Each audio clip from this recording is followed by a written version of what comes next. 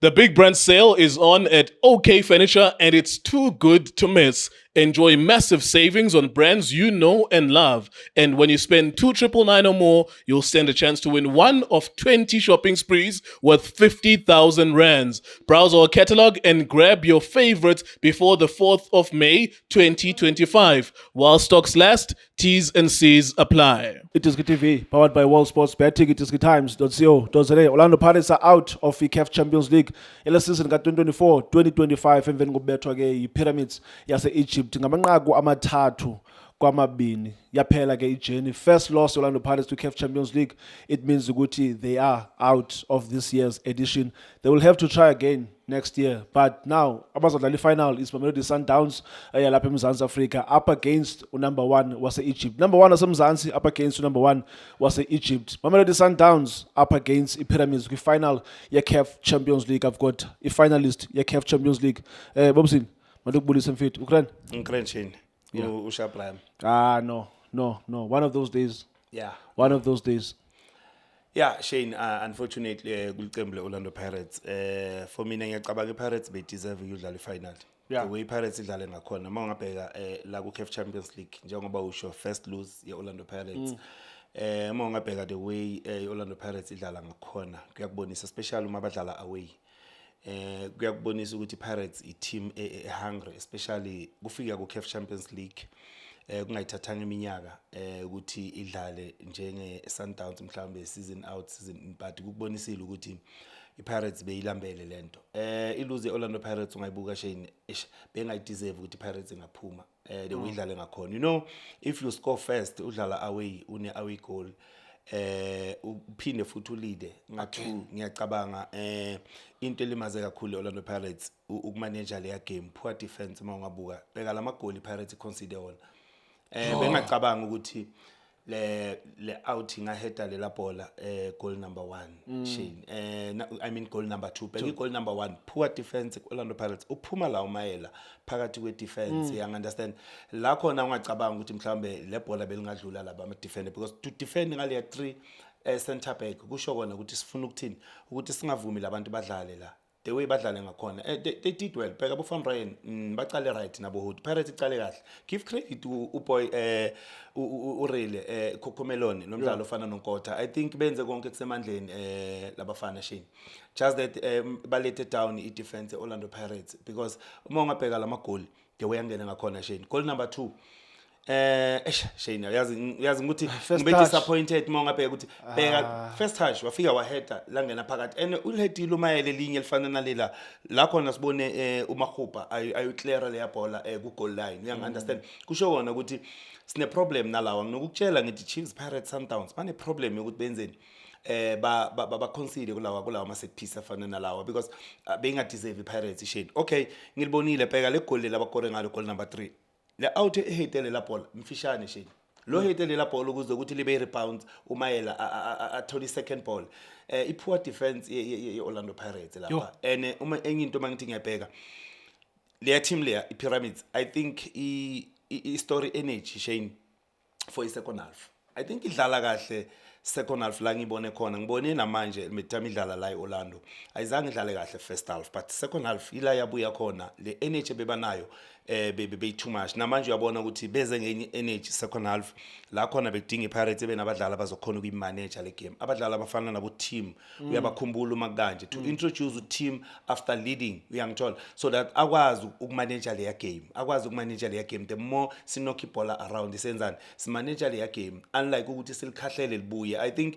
ibench lakhe belingamanga right especially uku-introduce umdlalo ofana no Dlamini ngalesa sikhathi Shane because you need abantu abazomakha yes kuTito ngavuma ngithi beku right ngani because mhlambe beyafuna ehlise itemple ya game because lamachita bese eza ngamandla so uyazi ukuthi uTito uyakhona ukudelay ball uyakhona ukudribula at least ayehlisele ya tempo so angeke ngithi mhlambe kuTito bekenza mina nami uTito ngiyacabanga ukuthi bekuyisikhathi ukuthi mhlamba nganingene at least ayenze lezi zinto uTito adume ngazo so that labantu bakwazi ukuthi bangadlali the way bafuna ukudlala ngakhona but umdingile umdlalo ofana no team kuleya position oletha umdlalo ofana no Dlamini no Kabelo Dlamini kuyo Shane Orlando Pirates lenana igor le uFiston Mayele he gave Orlando Pirates problems even ku first leg FNB But coming into this game, do you think Orlando Pirates bafunde a lesson? Because I believe ukuthi ngendlela abaphuncike ngayo ku first leg, I think they should have just had a special plan for that boy, but it seems like he was doing la dabayenza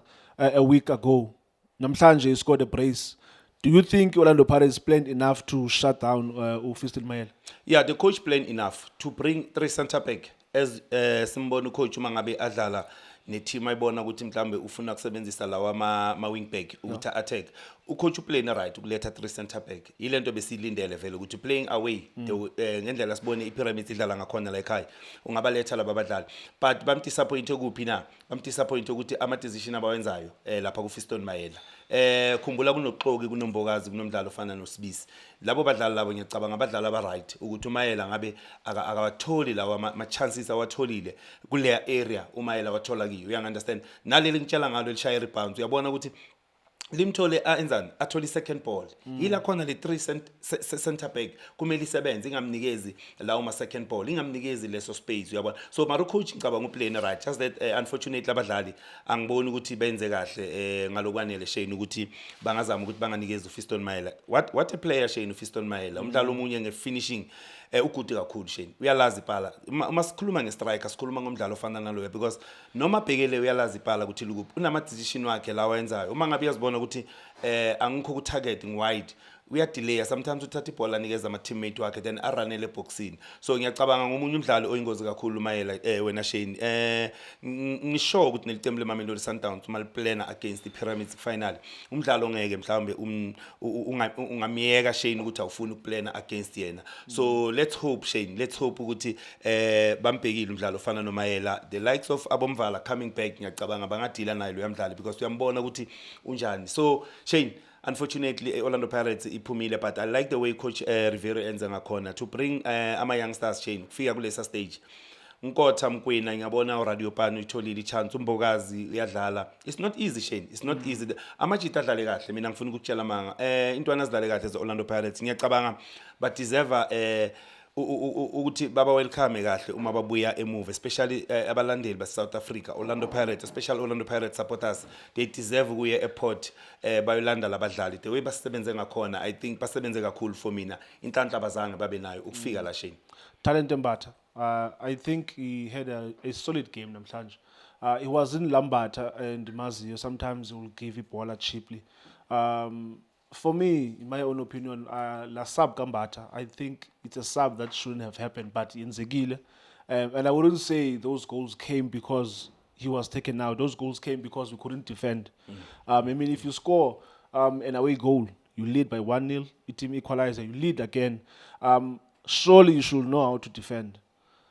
But what did you make of Talent Mbatha namhlanje kumdlalo namhlanje? No udlalile utalent Shane njengoba usho le sub ngiyacabanga mhlawumbe ucoach bekathi uzama abadlali abane energy but bomdingo Mbatha njengoba umbona noMakhawula badlale kahle kakhulu Shane because lamajita 18 number mongabheka after second half ba 18 number bafuna ukwenzana ukuthi bawine wonke lamabhola lapha because bese babona nabo ukuthi manje Pirates izofuna ukuvala lapha emuva but baletha more numbers ukuthi Pirates enzeni ibiyele emuva and njengoba usho ukuthi Mbatha bongacabanga ukuthi angaphuma nami Shane kule sub but angeke siloko siblame mhlambe umceceshi umathatha lawo ma decision afana nalawo because sometimes uyawathatha bese asinikeze win we understand so unfortunately today ayizange isebenze the way mhlambe yena beka planning ngakhona so but mina ngithi no ngiyamnikeza uRivero i-direction i-credit the way ngibone athatha le team ayibeka lapha khumbula basase ku advantage ukuthi they can win i-Betway so I think badlale kahle manje bakuma final we-Nedbank so for me I think wenze kahle kakhulu Shane so le ya lose yanamhlanje it's a first lose khumbula Shane njengoba sisho so angiboni ukuthi singavela simceke ngale ndlela ucoach Rivero for me no man idlalile Orlando Pirates Shane. How would you describe his season in Orlando Pirates ku CAF Champions League this season? How would you rate it season yabo this season? Shane idlala kakhulu Pirates.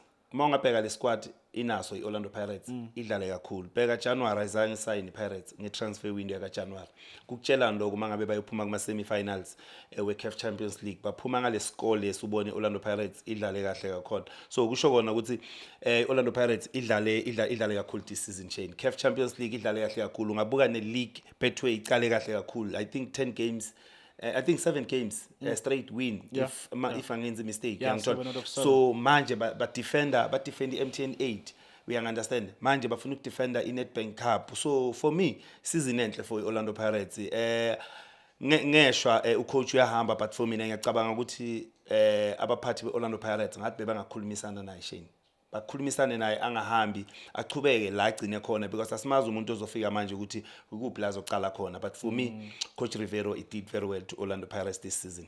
He did fairly well. I mean, uqala ngesa squad, and then you are number 2 on the log. You just won MTN 8. Now you just been knocked out of the CAF Champions League. But I think it's going. I don't think Orlando Pirates will do anything to stop him because I think if mhlawumbi they still felt ukuthi bane chance yokuthi bamgcine, I think mhlawumbi they would have delayed the announcement up until the end of the season. I think the fact that by announcer ngoku, it shows ukuthi nyani is going. Yeah, Shane, ne ukuhamba kwakhe vele ngiyacabanga ukuthi ke affect kakhulu Orlando Pirates and ngiyacabanga Orlando Pirates ubonile ukuthi la ekhaya ihluleka ukukora but beka away Shane. Yes, Orlando Pirates la CAF Champions League idlala kahle away. Angazi ukuthi yini lento abazitshela yona uma baya ngaphandle abalandeli beOrlando Pirates. Kunalento mhlawumbe abanayo ukuthi guys sidlala ngaphandle thina mhlawumbe singama underdogs sibhekeke njengabantu abangawaluza lama game but they fought Shane. I'm telling you I give credit ku coach Rivero for me no wenze kahle kakhulu Shane so uma ngabe yahamba ku-Orlando Pirates njengoba seba confirmile ukuthi yahamba no wenzile umsebenzi omuhle ku-Orlando Pirates Shane. Now you are through to the final, Mamelodi Sundowns, and you've just watched the Pyramids, first leg, no second leg. What are their chances against the Sundowns? What are the chances the Sundowns against the Pyramids? Ama chances we Pyramids ku Mamelodi Sundowns ukuthi the way badlala ngakhona ila i-Sundowns inokuleka khona especially ku consider the way Pirates consider ngakhona ne-Mamelodi Sundowns consider amagoli afana nalawo uma ungabheka when Sundowns lose kubomagesi uma ungabheka ku final baluza ngamabhola afana nalawo we are failing to defend lawo mabhola and the striker like umayela if uzomnikeza leso space balethe lawo ma cross uzoba nenkinga that is why ngithi mangabe nalabadlali abafana nabo abomvala mhlambe nabo abolibuso khayabukekane they can contest emoyeni but yo that guy dangerous Shane beyena le out le dlala ngaphi coaches number 11 always ikhatha in eniyazi ukuthi mangikhatha in ngifuna ukushaya ongiyazi ukuthi okay ngilethe ibhola eboxini la khona ngiyothola abomayela khona balindile so iSundowns ngiyacabanga into engayenza ku Pyramids ukuthi igcina ibhola as uyazi Sundowns ikwazi ukugcina iball position ukugcina le ball position kungaba frustrator abadlali be-Pyramids bangagcina bayivule i-defense yabo lawo ma pockets njengoba sibona umshisha abuyile you know uma Shane izidlala ibhola uma i-opponent izogcina ibhola isikhathi eside iyangifrustrate even though noma nami ngilwina lela bhola decision engiyoyithatha ivame ukuba phuwa because nginama minutes athize ngingalibambi ibhola so ngiyacabanga iSundowns kumele idominate ngeball position if bafuna ukubitha iPyramids so that bakhona ukuvula kulama pockets and enye into engibonile ngePyramids sometimes ifuna ukudlala i-mid block and ngiyacabanga ukuthi kunabadlali be-Sundowns laba ba-dangerous ukurana ku-Diden kuma-third man run la khona bangasebenzisa lesa space ukuthi bapunish i-team efana ne-Pyramids but angeke kube lula Shane njengoba ngikutshela kuyoba i-final enzima kakhulu njengoba ubona i-Pyramids inabadlali abane-energy abadlali abane-speed you understand so ngiyacabanga ukuthi kuyoba i-final enzima kakhulu angeke kube lula Shane. Well, Bobson, thank you so much. It is Pyramids 3, Egypt, up against Orlando Pirates. Orlando Pirates 2, Yalapha eMzansi Africa. It's the end of the road for Amapagania, but from me to them, well done, boys. You did fairly well. I mean, no one gave you a chance, Uguti, you can make it this far. If anyone would have asked me, Uguti, will Orlando Pirates play semi-finals at CAF Champions League this season? I would say no. Especially Gauchonga, the fact that we didn't even sign in January, as you said.